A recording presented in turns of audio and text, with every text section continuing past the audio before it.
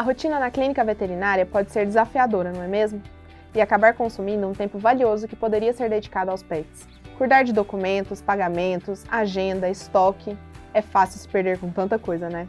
Por isso, o VetSmart desenvolveu a solução perfeita para transformar a sua realidade, o Prontuário Pro. A ferramenta que vai facilitar a sua rotina e a gestão do seu negócio veterinário de verdade e de uma vez por todas.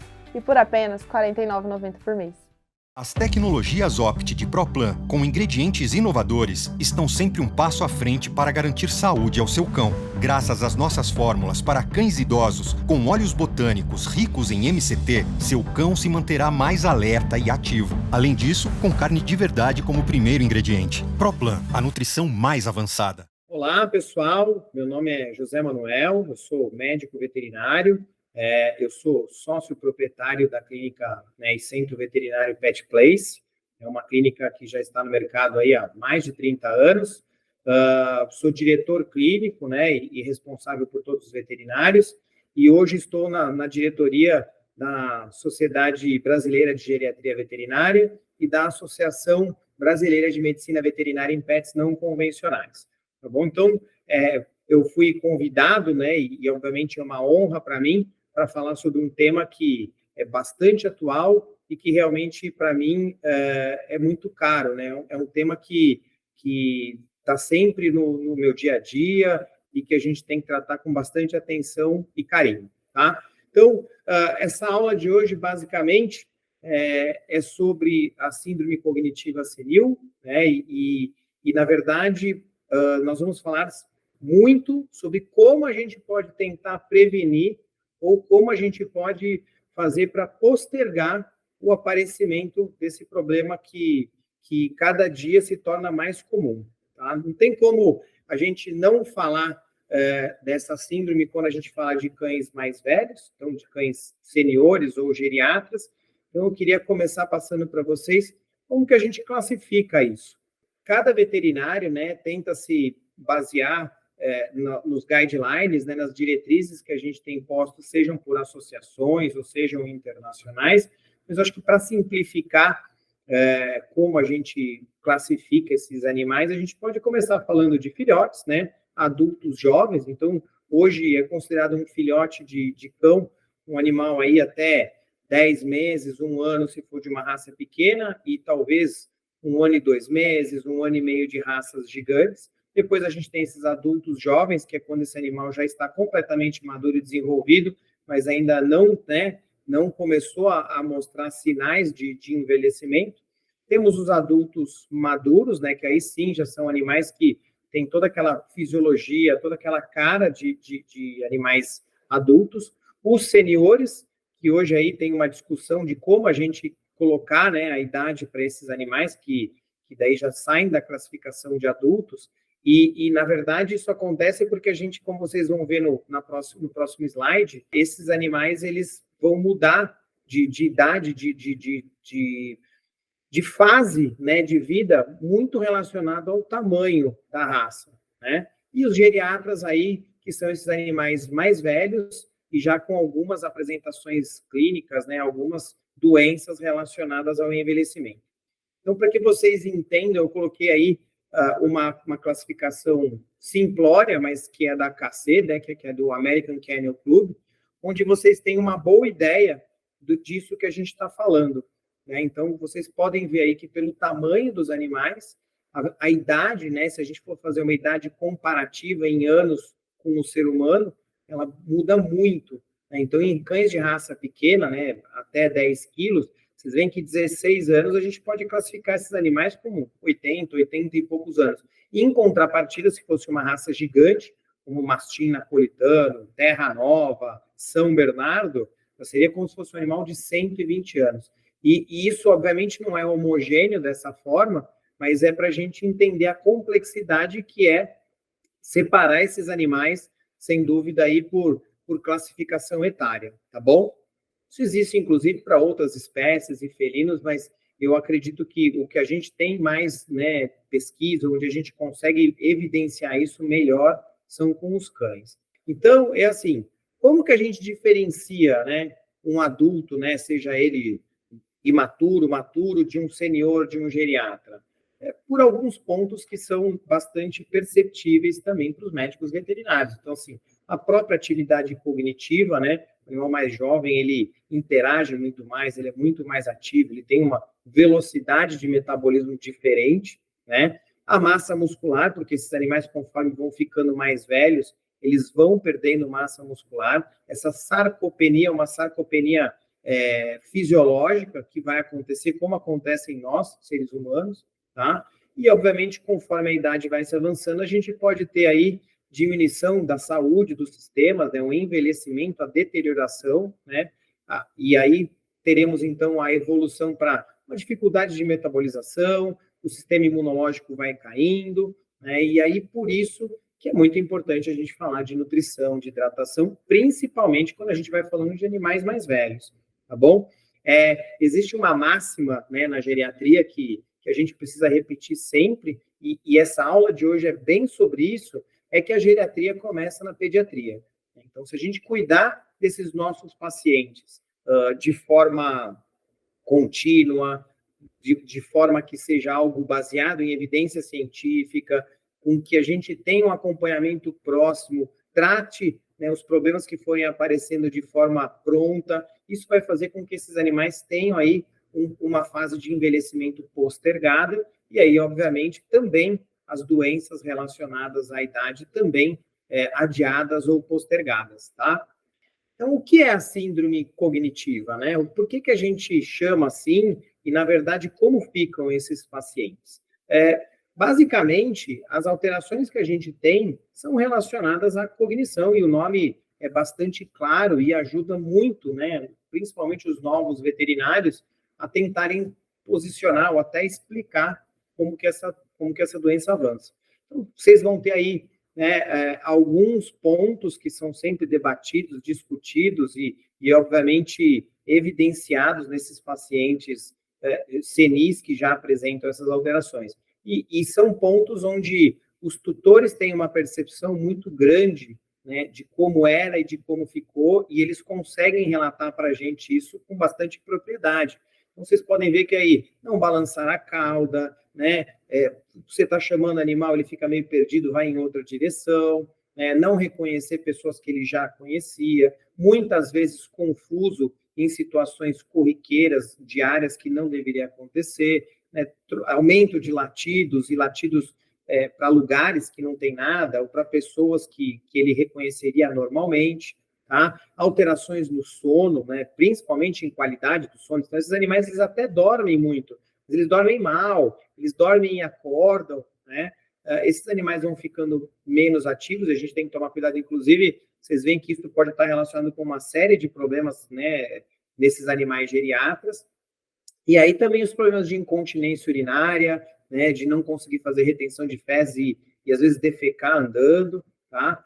E andar desorientado, ficar perdido atrás de móveis e de locais que eram normais para esses animais na casa. Então, isso não é que aconteceu que ele envelheceu, ele não enxerga, ele está numa casa nova. Isso acontece dentro do ambiente que ele já está acostumado. Então, mesmo que ele tivesse dificuldade, né, visual, isso não deveria acontecer, tá? Então, essa doença, né, essa síndrome, porque ela acaba né, levando aí a alteração muito mais ampla do que só em um ponto, ela nada mais é que um acúmulo aí, né, de substância amiloide, né? A gente tem atrofia cerebral, né, principalmente nessa relação ventrículo-cérebro, diminuição de afluxo, né, de sangue, justamente por conta dessa atrofia. E aí é notada aí uma hiperfosforilação, a gente tem alteração dessa fosforilação de proteínas.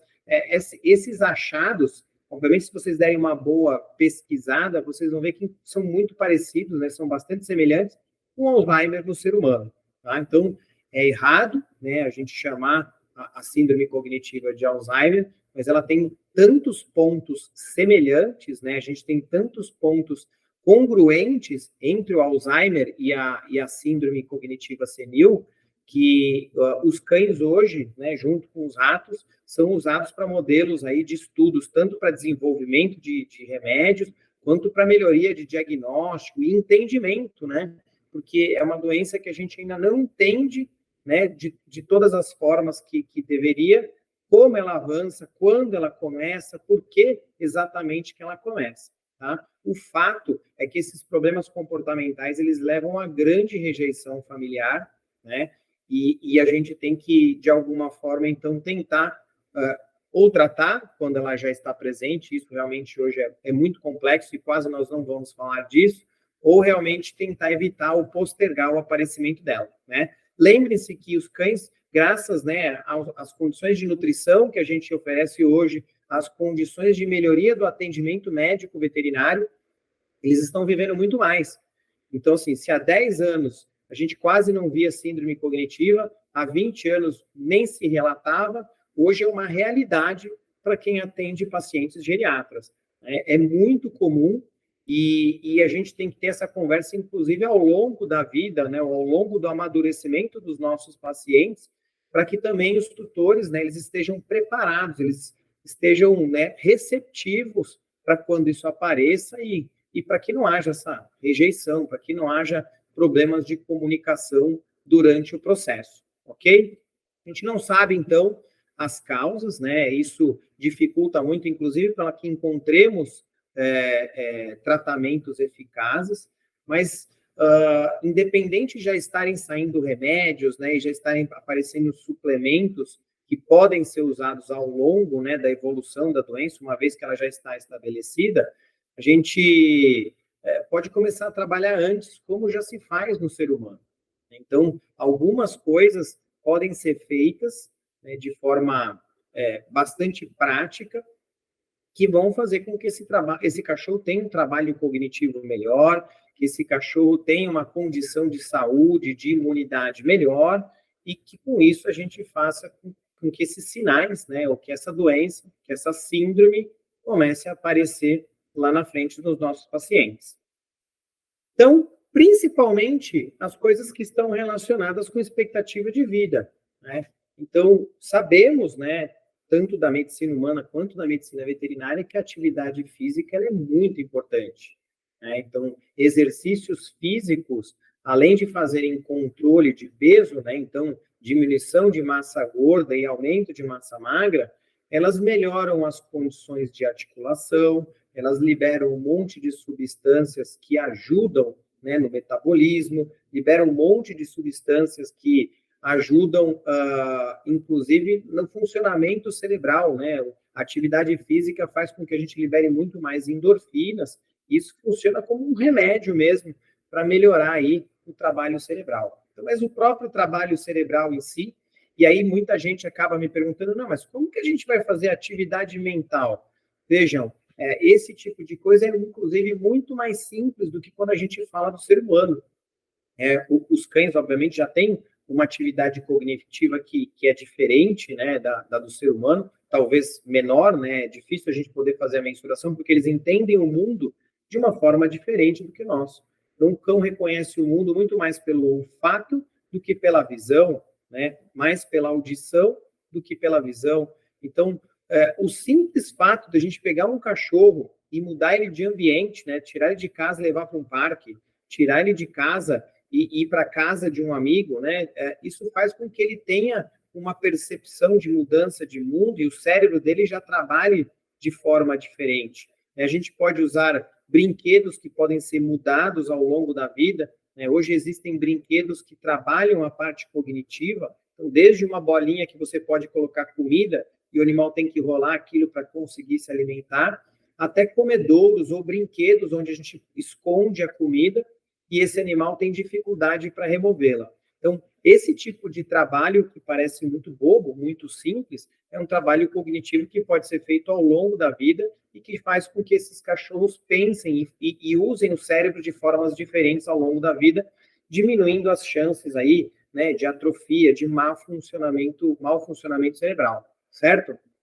O cuidado, né, com estresse e com doenças, sem dúvida nenhuma. E aí, assim, com doenças, nós acabamos de falar, né, os médicos veterinários têm feito muito mais check-up, têm melhorado os tratamentos, a gente tem drogas muito mais seguras, e vamos falar disso mais à frente, mas muitas vezes a gente esquece do estresse, né? E esse estresse pode ser desde uma vida complicada, né, para um cão de trabalho, né, onde ele tem que trabalhar junto com o ser humano, mas pode ser até para um animal de companhia, que é humanizado, e isso leva a processos aí ruins de medo, de ansiedade, e aumenta o estresse, aumenta os hormônios, né, relacionados com o estresse, como o cortisol, e a deterioração de todos os sistemas, e obviamente do sistema nervoso, ela vai acontecer de forma mais rápida.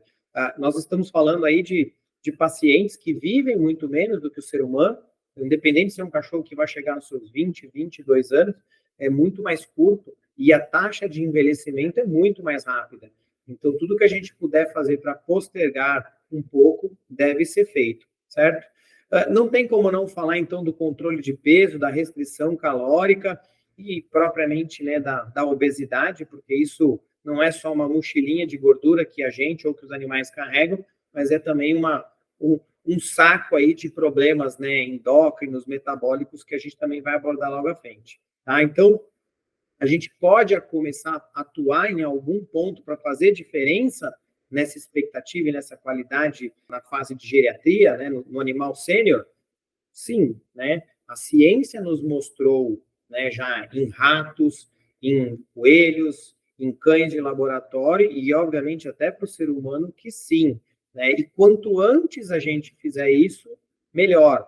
Então, a gente não deveria começar, e infelizmente isso ainda acontece, a fazer trabalho cognitivo, a controlar o peso, a oferecer uma dieta de boa qualidade, quando o animal já está para adoecer ou já em fase avançada de vida. Isso tinha que começar a acontecer, ia começar bem lá no início, né, quando esses animais são filhotes. Daí a importância de um acompanhamento de vida de paciente por paciente. E isso está diretamente relacionado, então, com esse relógio epigenético, né, que nada mais tá, né, dita para a gente o envelhecimento.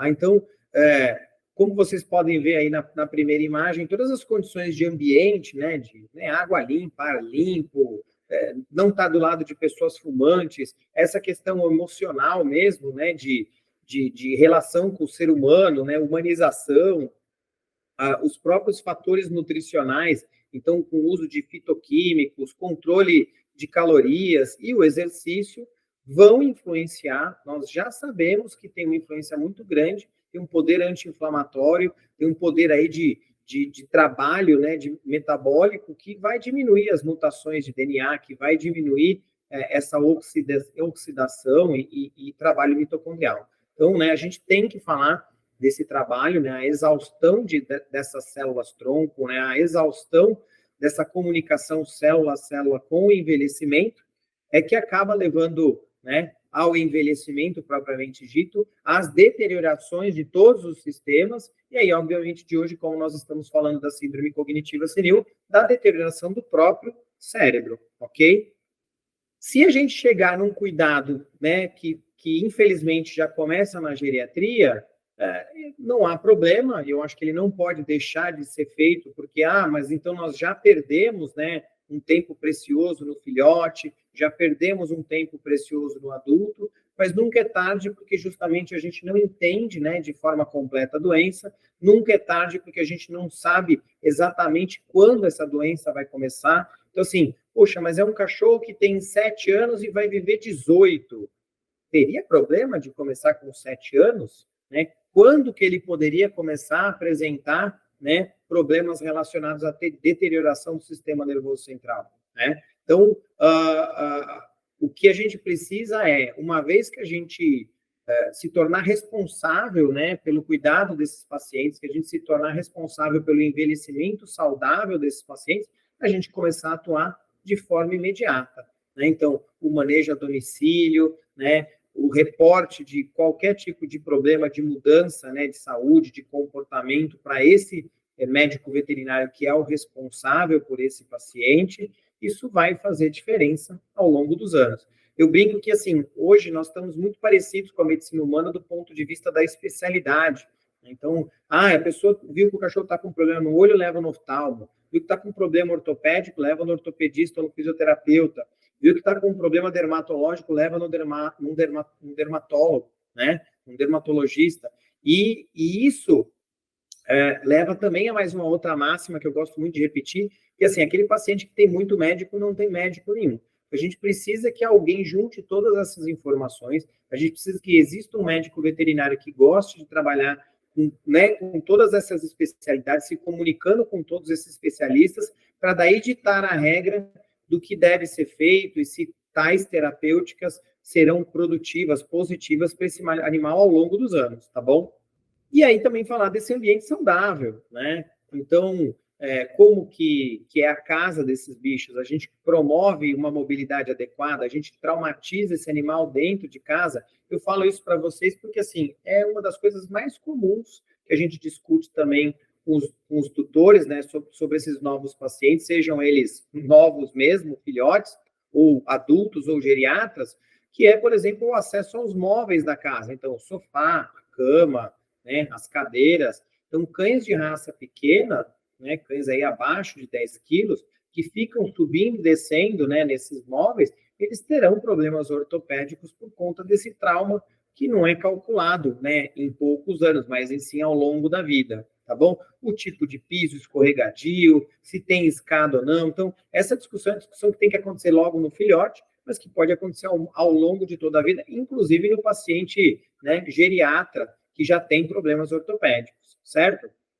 Então, independente da idade, isso precisa ser posto, né, para que a gente tenha uma boa mobilidade, para que esse cachorro possa depois manter uma vida saudável, e aí, obviamente, exercitar esse paciente desde filhote até o idoso. Ah, mas o idoso não vai poder fazer agility, não vai poder fazer canicross? Não, né? Não vai poder correr na praia 10 quilômetros com a gente? Não, mas ele tem que sair, até por conta da parte cognitiva, mas para caminhar, para poder brincar, ou até correr num ambiente onde você tem um piso mais firme, como grama, como cimento, como, né, concreto ou pedras não lisas, tá bom? A distribuição de, né, comedouros, bebedouros pela casa também, né, que facilitem ou dificultem. Eu brinco que, assim, o acesso à água tem que ser sempre muito fácil, mas a maioria dos nossos animais que vivem dentro de casa, a gente tem que dificultar o acesso à comida por vários motivos, né? Para aumentar a cognição, para fazer com que esse animal tenha preguiça de, às vezes, ir comer e não fique pedindo comida o tempo todo, e, obviamente, para fazer com que esses cachorros e esses gatos, talvez, se movam, né, e não fiquem completamente parados e obesos, tá bom? Então, a estruturação dessas estratégias pode começar a qualquer idade, e é disso que nós estamos falando hoje. Quanto antes a gente começar com essas estratégias, melhores vão ser os resultados mais lá na frente, quando esse animal se tornar um geriatra, e um geriatra que já começa a apresentar, né, sintomas, sinais de doença. A gente falou um pouco de ansiedade, de medo, né, e existem alguns colegas que têm, inclusive, dificuldade de notar isso nos nossos pacientes, né, por vários motivos, né. Primeiro, porque isso não é ensinado na faculdade de medicina veterinária, talvez porque o colega nunca tenha tido bicho, né? Então nós temos médicos veterinários que se tornam médicos veterinários que são super estudiosos, mas que às vezes não tiveram um animal de estimação, e obviamente porque a linguagem corporal de cães, de gatos, de cavalos, de coelhos é totalmente diferente, né? Então, será que a gente sabe avaliar bem se esse animal está com medo, está muito ansioso, se essa humanização desse paciente está trazendo problemas comportamentais? Então, tudo isso atrapalha a química cerebral. Então, um animal que viver, né, uma vida ansiosa, com muito medo, ou que for muito agressivo, ele vai ter alterações químicas cerebrais que vão fazer uma deterioração mais rápida, tá? E muitas vezes a gente não se preocupa com isso, mesmo sabendo, porque assim, o animal veio para a gente ver um problema ortopédico, com dor, o animal veio para a gente fazer um cuidado da saúde oral, porque está, né, com doença periodontal, e a gente muitas vezes não dá atenção para perguntar se esse cachorro é ansioso, ele tem algum problema comportamental, se ele é muito medroso. A gente acaba se atendo, né, única e exclusivamente ao problema de uma consulta periódica e acaba esquecendo de ver o animal como um todo. Então, eu acho que vale sempre a lembrança que quando a gente vai trabalhar com um animal para a vida toda, então, se nós seremos os responsáveis pelo envelhecimento saudável desses pacientes, a gente tem que fazer uma abordagem muito mais ampla, global, né, do que esse cão, do que esse gato pode apresentar ao longo dos anos. Eu coloquei algumas escalas aí, né, inclusive de dor em felinos, né, E aí eu coloquei também a escala de comportamento. Vocês têm aí com essas escalas uma boa ideia de que com a simples observação a gente consegue entender como que é esse animal na consulta e às vezes até numa consulta a domicílio como que é esse animal em casa. Bom, eu falo muito, né, sobre medicina preventiva e eu acho que esse talvez seja um dos pontos, né, para que a gente tenha sucesso mais à frente. E quando eu comento, né, ou quando eu tento passar alguma coisa sobre o que eu vejo como medicina preventiva, eu tento basicamente, e óbvio que não é só isso, mas basicamente separar isso em 4 pilares importantes, né, que estão relacionados com uma dieta balanceada, né, e controle de peso, né, e quando a gente fala de dieta balanceada, vocês já vão entender onde eu quero chegar, uma imunização individualizada, então não é assim, quanto mais vacinas fizer, melhor, né, ou tal vacina, tal protocolo vacinal é melhor do que esse, isso não existe. Então, se vocês forem ver os guidelines, as diretrizes internacionais, eles separam hoje por continentes, e mesmo assim são algumas orientações, são algumas diretrizes que não são a totalidade, né, da verdade. Né? A gente tem que pegar paciente a paciente, e tentar entender o que seria melhor para ser colocado ou tirado nesse esquema de imunização, tá bom? Bom, as consultas e exames periódicos, né, nem precisava falar, na verdade já abordamos isso, né, a medicina veterinária melhorou muito nos últimos anos, a gente tem feito muito mais consulta de check-up, temos feito muito mais exames de melhor, né, qualidade, estamos realmente aí seguindo a medicina humana, né, a passos largos. Então, esses animais estão vendo bastante benefício, né, nesse tipo de abordagem hoje clínica, e o cuidado da saúde oral. Vocês vão ver, eu falo mais à frente sobre isso, principalmente ligado à síndrome cognitiva senil, mas não existe saúde se o paciente não tiver uma cavidade oral perfeita, íntegra, e isso é uma falha que a gente ainda vê muito na nossa categoria, que os médicos veterinários não costumam, né, olhar e avaliar bem as cavidades orais, e isso deveria acontecer em toda a consulta, como a gente olha o olho, como a gente olha a pele, como a gente pesa esses animais, a gente deveria olhar bem a cavidade oral, porque não existe animal com mais de 4, 5, 6 anos que não tenha algum grau de doença periodontal, se ele não tiver, obviamente, o dente sendo escovado diariamente, ou se ele já não tiver passado por procedimentos de tratamento aí de profilaxia oral, tá bom? O que é, então, essa dieta balanceada, né? Do que nós estamos falando?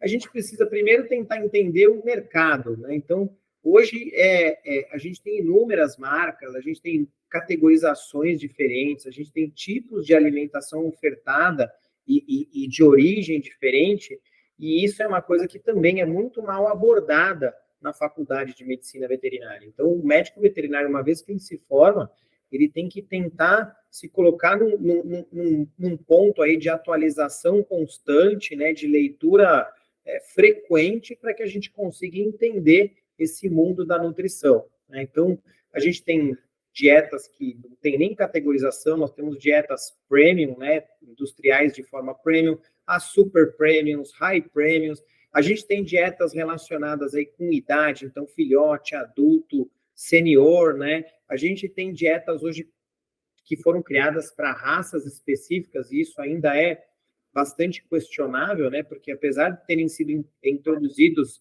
e balanceados de formas específicas para algumas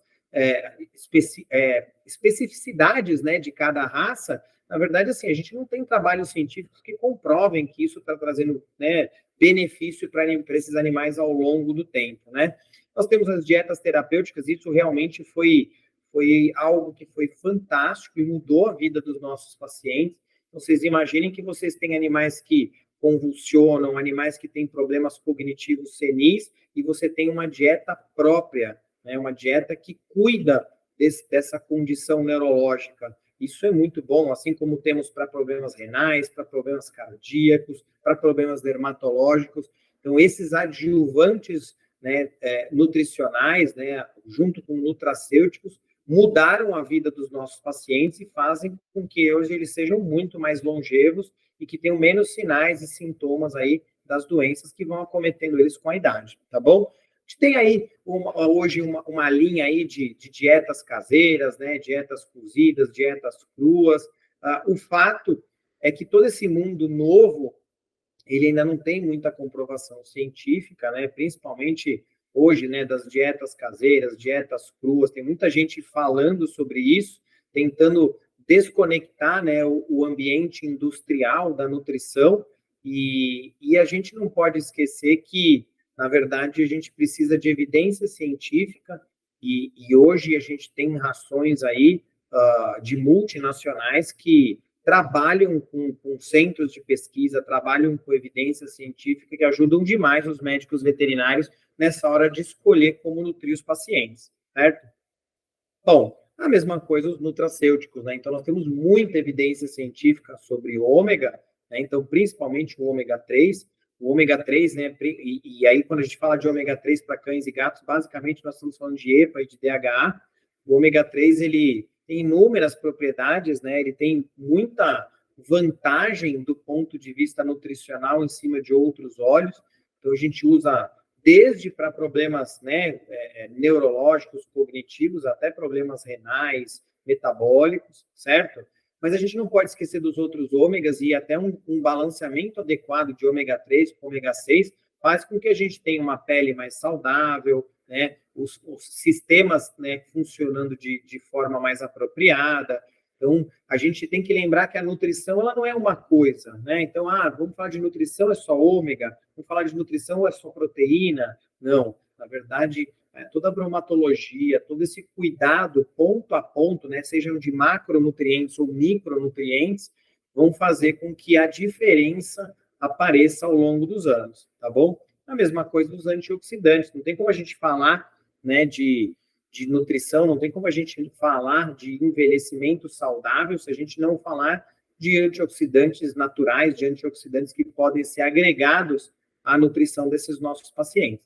Tá? Então, tomem cuidado, porque nem tudo que serve para a medicina humana servirá para a medicina veterinária. Nós estamos falando de primatas, né, que são onívoros, que é o ser humano, e quando a gente fala de cães e gatos, nós estamos falando de carnívoros, sejam eles estritos ou modificados, onde as diferenças nutricionais são bastante grandes. Então, óbvio que alguns fitoquímicos são muito interessantes. Hoje nós temos já fitoquímicos sendo vendidos e adicionados em dietas de forma específica, com muito sucesso, mas quando a gente coloca, né, um produto, um vegetal ou qualquer outro de suplemento na íntegra, muitas vezes vocês têm os benefícios e têm o malefício de cada um. Isso precisa ser bem abordado, inclusive, por nutricionistas ou nutrólogos veterinários, tá? Bom, as rações para problemas veterinários, né, elas realmente fizeram um ganho, né, enorme, né, para a saúde desses pacientes. Eu hoje não tenho como não falar, obviamente, das ações que podem ter relação ou não, né, com a síndrome cognitiva. Então, hoje nós temos ações aí para animais seniores que fazem uso, né, de antioxidantes, que fazem uso de ômegas, que fazem uso de TCMs, né, que são os triglicerídeos de cadeia média, de forma, obviamente, científica e comprovada, para fazer com que o envelhecimento cerebral seja menor ou demore mais para acontecer, e a mesma coisa, dieta, né, própria para problema neurológico, quando a gente já tem o problema estabelecido e diagnosticado. Então, entendam que, independente de a gente ter nessas dietas específicas para doenças cardíacas, renais, dermatológicas, neurológicas, a gente não precisa do acompanhamento de nutrólogo ou de um veterinário que seja generalista, até para avaliar se existe uma ração que atenda às necessidades daquele paciente. Porque, por exemplo, vocês não podem usar uma dieta de regime de alta proteína para um animal que é doente renal, né, ou está passando por uma crise, né, hepática, né, ou renal. Esse excedente de proteína, né, com diminuição de caloria, talvez não seja adequado. Então, conforme esses animais vão ficando mais velhos, a gente precisa procurar, né, estratégias nutricionais, né, onde a gente consiga fazer com que esses animais continuem sendo bem nutridos, e aí, obviamente, nesse sentido, essas rações aí ligadas a problemas veterinários ajudam muito, tá? Bom, controle de peso, como eu falei para vocês, é fundamental, né? Eu coloquei aí uma escala bastante simplória, né, de peso, mas é importante que a gente entenda que o score de de peso, ele não é só de gordura, né? A gente precisa tentar avaliar a massa magra também, quantidade de músculo, a gente precisa entender das raças, porque assim, a conformação corporal de um pug é completamente diferente da conformação corporal de um whippet, e são cães de mesmo peso. Veja, vocês têm um pug de 10 quilos e vocês têm um whippet de 10 quilos, e assim, quem olhar para um cachorro vai achar que ele está gordinho, e quem olhar para outro cachorro vai achar que ele está muito magro. E essa condição corporal precisa ser muito bem estudada. A sinofilia, mais uma vez, é outro tema que não é abordado na Faculdade de Medicina Veterinária, mas os veterinários, eles, obviamente, têm que se desenvolver e continuar estudando para poder fazer essas avaliações, né, nesses animais, né? Então, assim, mesmo de raças que têm tendência a maior obesidade, seja um labrador, né, ou até mesmo um bulldog, esses cachorros têm necessidades diferentes e os veterinários têm que abordar essas necessidades indivíduo a indivíduo, tá? Então, as escalas existem, vocês veem, para cães, para gatos, é fácil de encontrar essas escalas, né, e elas estão colocadas, inclusive, muitas vezes junto, né, da própria indústria aí de pet food, para que a gente consiga fazer com que esses animais tenham uma vida mais saudável, tá? O que muitas vezes a gente esquece, então, é esse controle de massa muscular, que muitas vezes é racial, né? Então a gente tem que olhar e saber qual que é a quantidade de músculo que esse animal tem que ter de coxa, de músculo de masseter, né? De mastigação, de braço, porque se a gente não souber fica difícil. Mas a própria sensação tátil, né, de massa muscular é algo que é posta, como vocês podem ver aí na ilustração, para a gente entender se a gente está batendo o dedo direto no osso, né? Ou se não, se esse animal realmente ele não tem massa magra, mas ele tem bastante massa muscular. Então, na verdade, ele não é um animal caquético, sarcopênico. Ele só é um animal com baixo teor de gordura, o que, na verdade, para a saúde é bastante desejado, né? Quanto mais músculo a gente tem quando a gente vai envelhecendo, melhor para a mobilidade, para uma série de processos fisiológicos, metabolismo, e quanto mais gordura, pior, certo? Bom, essa discussão é importantíssima, né? Na verdade, a gente hoje não teria nem tempo para a gente entrar em detalhes, mas o fato é que, assim, toda essa condição sociocultural, né, socioeconômica, ela é muito ampla e ela precisa ser discutida com os tutores, né, com os responsáveis, porque independente de ser uma família que gosta, né, de uma dieta mais gordurosa, e eu brinco que hoje em dia a gente não pode falar que a dieta é ruim, né, que a dieta não é adequada, a gente pode chamar ela de high-fat western food, né, que é bem uma dieta americanizada mesmo. Essas dietas, para nós, seres humanos, elas são, né, obviamente, bastante deletérias, para os animais, muito mais, mas o fato é que a gente, muitas vezes, bate de frente com o que é o desejo, com o que é o carinho, com o que é a forma de viver daquela família com aquele paciente. Então, por isso que a discussão, né, a conversa, o indivíduo, né, animal, ele precisa passar por muitas vezes conversas longas, e perde-se muito tempo com isso, para que a gente tenha um bom convencimento de que a gente está fazendo bem para esse animal a longo prazo, né, e não a curto prazo, como a gente gosta de ver, né? A gente sempre gosta da satisfação imediata. A imunização é a mesma coisa, né? Então, eu já dei uma pincelada sobre isso. Acho que os protocolos de vacinação, eles não podem ser iguais para todos, né? A gente precisa avaliar paciente a paciente. Hoje, a gente sabe que o exagero de vacinas é um problema muito grave, né? O excesso de vacinas que não têm necessidade, ou vacinas que têm baixo resultado, talvez possam ser removidas, né, porque elas fazem um estresse imunológico muito grande, justamente para gerar aí anticorpos protetivos, né, que tem uma titulação que seja eficaz para proteger, e mesmo assim a gente tem algumas doenças que mesmo atingindo titulação de anticorpos desejada, a gente continua tendo animais doentes, então essas vacinas a todo tempo, elas precisam ser avaliadas. Então eu brinco que assim, quando eu tenho um paciente que eu cuido desde filhote até adulto, todos os anos a gente senta e conversa sobre as vacinas. Olha, como é que está a vida desse paciente, que lugares que ele frequenta, o que ele já teve de doença, para daí a gente escolher o melhor protocolo vacinal. Então, um animal que frequenta, por exemplo, um daycare, uma creche, ele vai tomar um monte de vacina porque ele vive em alta população de cães. Mas eu atendo cães que moram na cobertura de um edifício, que não saem na rua. Bom, quantas vacinas esse bicho precisa tomar? Talvez uma polivalente, a raiva, e olhe lá, né? Isso seria mais do que suficiente. As visitas aos veterinários é a mesma coisa, né? Então, essa periodicidade, quando é filhote, é muito alta, né? Porque ele precisa fazer as vacinas, a gente acompanha o crescimento, faz trocas dietéticas, né? Depois, quando eles se tornam adultos jovens e adultos maduros, essas visitas elas são menos frequentes. Eu brinco que esses bichos vão 2 ou 3 vezes ao ano fazer vacina e a gente já faz o pedido de exames, né? Já examina esses animais e pede os exames laboratoriais, né? De sangue, de imagem, tá? Então, esses exames de check-up até a fase adulta até que não são em grande quantidade, mas uma vez que a gente tiver um animal senior, né, geriatra, essa periodicidade ela vai aumentando. Então, tem animais aqui muito idosos que fazem exames de 3 em 3 meses, e mesmo tendo exames bem controlados. Por quê? Porque no idoso as coisas acontecem muito rápido. No idoso, quando acontece alguma coisa, podem ter várias doenças que se encaixam naqueles sinais, naqueles sintomas. A gente acaba tendo que fazer muito mais exame. O que fica de dica desse slide para vocês é que entendam, se eu tenho exames desse paciente ao longo da vida, fica muito mais fácil para fazer um diagnóstico de doença e fica muito mais rápido para detectar essa doença. Porque vocês imaginem que eu tenho um cão que, por exemplo, tem um hematócrito que todo ano gira em torno de 48%. Que é um hematócrito muito bom, bastante alto para um cão.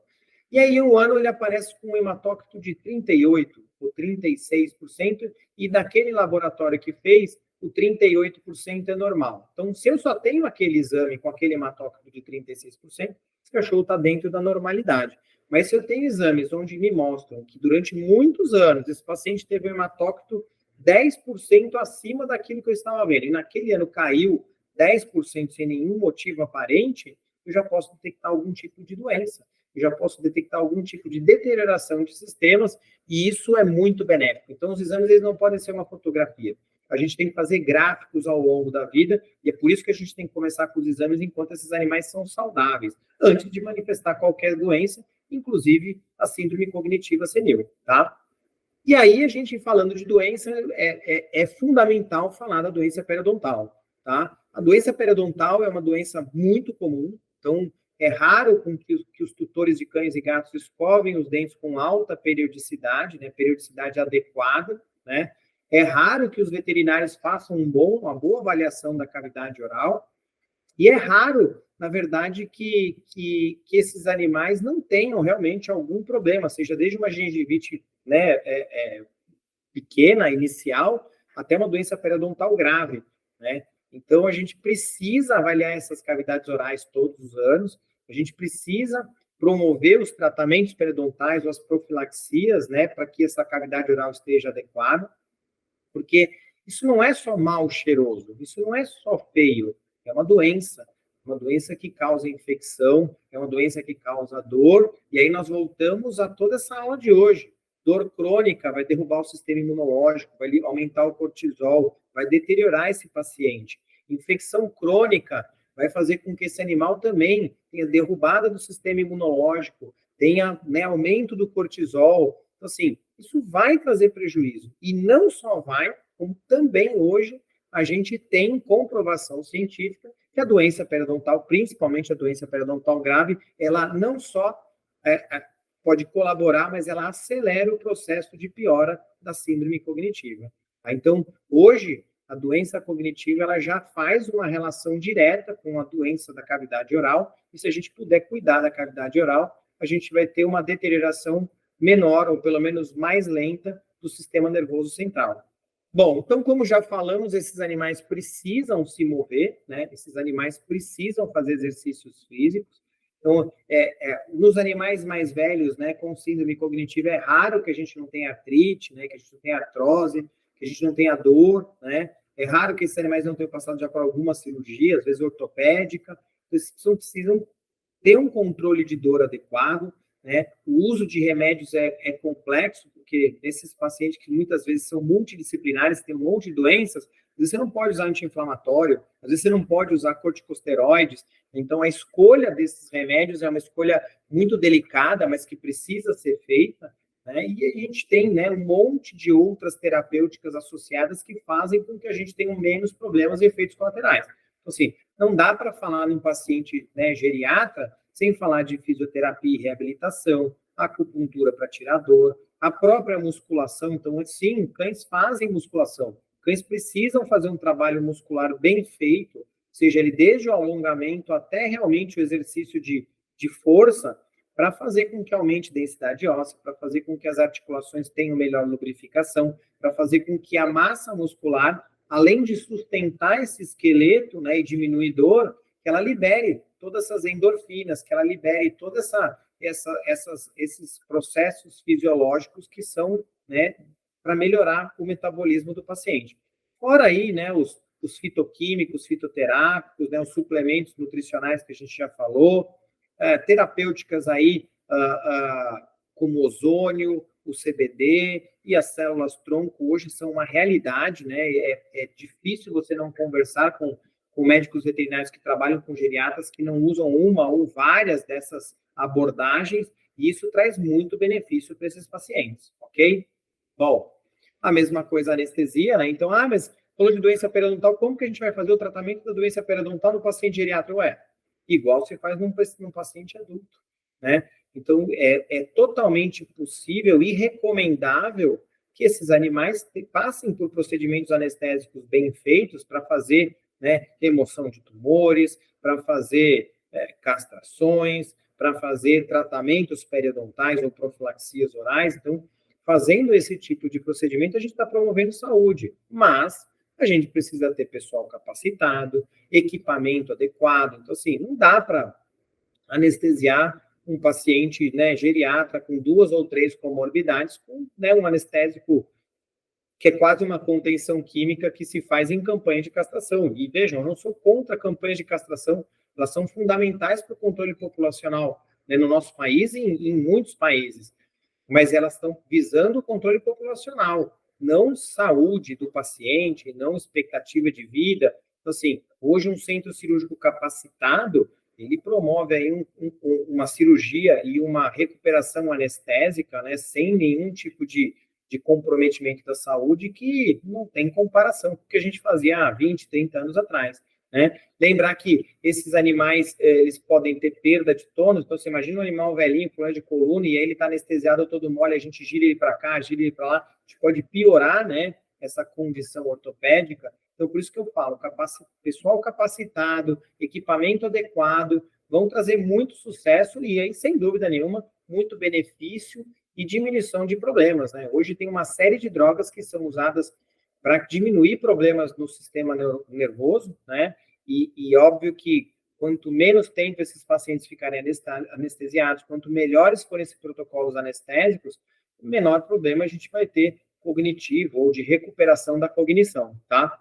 Bom, esse né, espaço de atendimento também precisa ser muito bem avaliado, né? Então, os locais de exame, o tipo de paciente, isso vai influenciar, porque, assim, muitas vezes a gente não consegue ver aquela realidade, né, que o tutor passa para a gente, porque a gente não tem um espaço adequado. Então, mesmo consultas a domicílio acabam sendo bastante benéficas, né, para pacientes geriatras, mas se a gente tiver uma clínica veterinária, um hospital veterinário bem montados, né, um ambiente onde esse animal consiga se locomover para a gente avaliar a ambulação, um ambiente onde esse animal não sinta medo ou ansiedade, né, e que a gente respeite essas limitações, isso vai fazer com que esses animais demonstrem comportamentos mais naturais e a gente consiga avaliar de forma melhor, né? Obviamente, essa terapêutica fora de ambiente veterinário é muito mais difícil, mas hoje a gente tem aí internações semi-intensivas e intensivas, onde o conforto, onde o cuidado com ansiedade, com medo, trazem inúmeros benefícios e vão fazer com que esses animais demonstrem, né, o comportamento natural e a gente possa avaliar perdas, né, cognitivas mais perceptíveis, certo? Falar de geriatria, né, falar de pacientes em estágio final de vida, né, e de várias comorbidades, tem que abordar o tema de medicina paliativa. Então, óbvio que hoje, né, o nosso tema era para mostrar tudo isso que vocês acabaram de ouvir, né, que o que a gente pode fazer para tentar fazer um envelhecimento mais saudável, mas uma vez que a gente chegue lá, a gente precisa ter uma comunicação assertiva com esses tutores, com esses responsáveis, para saber até onde nós vamos, o que é adequado, o que não é adequado, o que é humano, né, se fazer, como cuidar desses pacientes e, obviamente, fazer esses cuidados de dor, né, de ansiedade, essa parte de medicina paliativa que não deve ser esquecida. Tá? Esses nossos pacientes hoje eles estão vivendo realmente muito mais. A síndrome cognitiva tem feito com que eles perdam muita qualidade de vida. O animal chega com o coração ok, ortopedia ok, rim ok, boca ok, e aí, coitado, muitas vezes a síndrome cognitiva senil é o que tira toda a qualidade de vida. Então, é fundamental que a gente crie estratégias, né, e a medicina paliativa está aí também para isso, para que esses animais tenham um mínimo de qualidade de vida, um mínimo de dignidade, e que eles possam viver mesmo uma velhice gostosa, legal, junto dessas famílias, tá bom? Bom, espero não ter falado muito, que vocês tenham gostado aí da abordagem. Eu realmente gosto de me deixar à disposição para dúvidas, porque, infelizmente, a gente sempre tem pouquíssimo tempo para falar dos temas, né, que a gente gosta, mas esse tema é um tema que ainda vai evoluir muito, a gente ainda tem muita pesquisa, vamos descobrir muita coisa, e eu tenho certeza que a gente vai fazer esses cachorros, né, e esses gatos viverem cada vez mais e com mais qualidade de vida, tá bom? Muito obrigado a todos e nos vemos numa nova oportunidade.